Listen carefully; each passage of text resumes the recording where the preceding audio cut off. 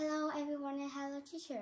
My name is Thanh Lam. Today I tell about you my favorite sport, swimming. I swimming with my dad and with my mom.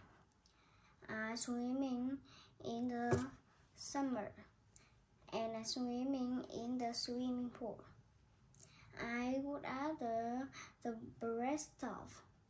I like the breaststroke is so the racing, and I watching on the TV.